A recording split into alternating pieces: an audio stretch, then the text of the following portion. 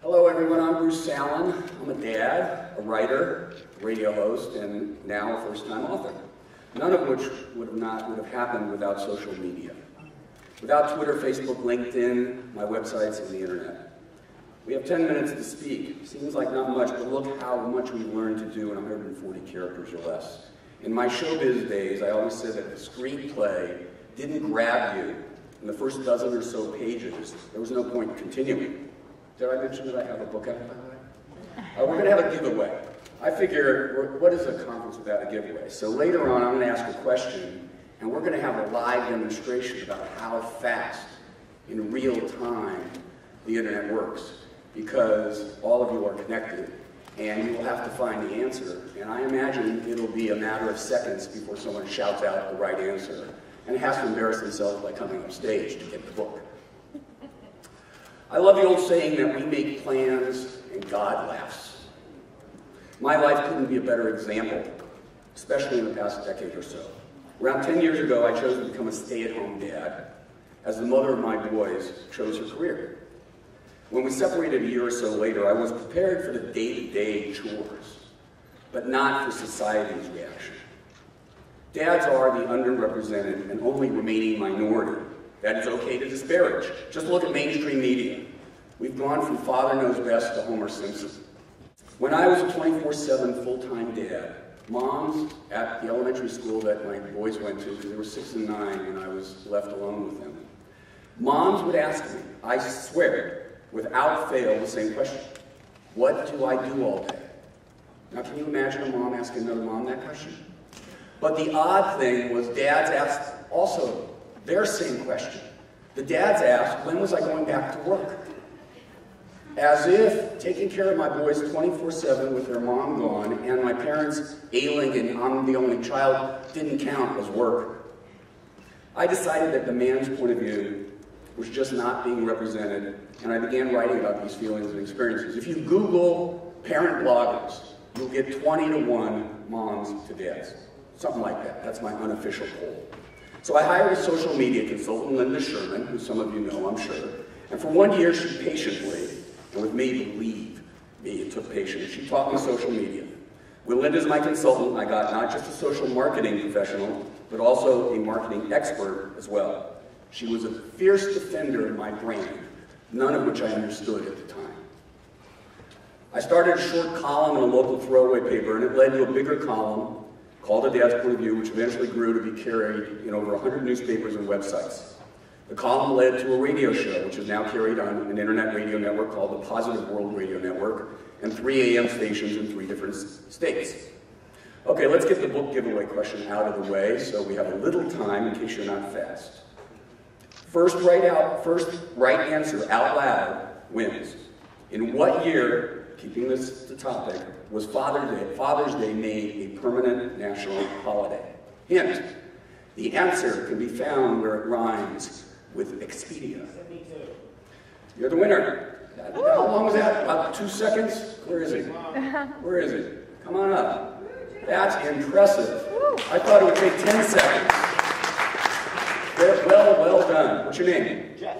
Jeff. Well done. So Google it. Okay. Yeah. It says 1966 on a different site. It says 1966 for Lyndon Johnson. I'm referring to Wikipedia. He declared it, but Nixon proclaimed it a national holiday. So, but of course, that's part of the fun of the internet. You can get into a debate instantly with different facts. Anyway, I learned social media. I wrote, and it took me places literally that I never imagined, like India and Ghana. In Ghana, I became friends with kids at a school in a place called the Ghana Swedra. That's what I spoke about at the 140 conference in LA. And I wrote about them, and they started a book club called the Dad's Point of View Reading Club, and listeners of mine and readers sent them boxes and boxes of books. It was amazing. You can find them on Facebook. They're called the Africa Zebras. And follow them. It's a great story. I met people from all over the world. It brought the world to me in a way that reminded me of my old days when I worked at ABC Television back in the go-go 80s. And at that time, I'd come to New York twice a year for what was then called the upfronts. But now I was connecting to the whole world from my laptop. I started a Facebook page named after my column, A Dad's Point of View. We got over 3,800 likes from around the world. What was the #1 city represented? Because they give you that information now as an administrator. To my shock, it's alternated between 3 cities: Los Angeles, Dallas, and Mumbai, India. That's the power of the internet. Twitter and LinkedIn became part of my arsenal of networking outlets. I joined Matt Collier's famous tweet chat, blog chat, and found it a wonderful resource of learning networking and what I call brain exercise. You try to follow 5,000 tweets in 1 hour. That's more than 1 a second. It inspired me recently to start my own Twitter chat, which is called A Dad's Point of View, POV, which is each Thursday evening from 9 to 10 p.m. East Coast time, and I invite all of you to join. However, tonight it is going to be dark because I am taking my son, who is right down there, taking video and pictures of me, and who in fact at 14 drew the cartoon images on the book. Thank you, Aaron. I am taking him to see Mary Poppins. Aaron. To keep it a family affair, my older son's a rock and roller. He made a music video for me, for my book. Who has a music video for his book? It's wild, and it's on brucesallan.com if you want to see it. It's really incredible. He's a drummer, a singer, a guitar player, and a 17-year-old teenager. Need I say more? No. Anyway, all these efforts with social media, they paid off. As Cision recently had a Father's Day list of the top dad bloggers, and I was #5 out of 50. Chris Rogan and his Dad-O-Manic was #1, just to give you a little point of reference. My own website, brucesallan.com, it grew during this journey, and it's my first line of expression. A book seemed the next logical step when self-publishing emerged from the shadows and gained respectability. I knew it was time for my book. That process I also call brain exercise, but it was also emotional frustration. The writing was easy, but learning the technical aspects was frustrating and painstaking. But I got it done. I actually went away for 72 hours alone to a ski resort where I like to go to relax, skied in the morning, and wrote the outline for the book in 72 hours. The next 3 months, we're reducing it from 100,000 words and 360 odd pages to the current published 264 pages, and going through figuring out how to get an iBook published, Nook, Kindle, PDFs, self-published, PR, and of course, to use what little or what good social media clout I have to promote it. And I've done my best, and we will see. It just came out May 31st, and I am hoping it does well. At the very least, I had a journey, once again, which is what social media and the internet has done for me. It's taught me things.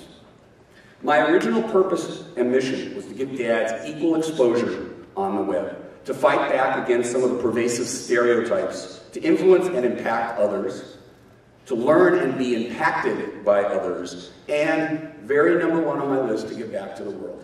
I was blessed to have a successful showbiz career, so I do it on my own terms. I'm going to continue to do it on my own terms. But giving back to the world, as one of my columns talks about, is all about you get so much more when you give. I can't begin to say how much you get when you give. I don't do it for that reason, but it's benefits you never expected. I was a big brother before I became a parent. And the child that I was matched with shared none of my interests.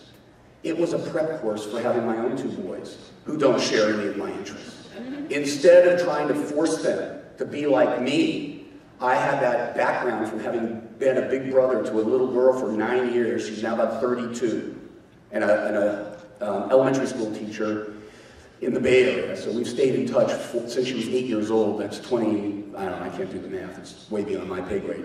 But she has stayed in touch, and she taught me patience. She taught me that whether or not kids share your DNA or you adopt them, it doesn't matter. They're not you, which is why I wrote a column. Kids may share your DNA, but they're not you. So social media got me to all these places in less than 3 years. I am one lucky, grateful dad. Thank you very much. Go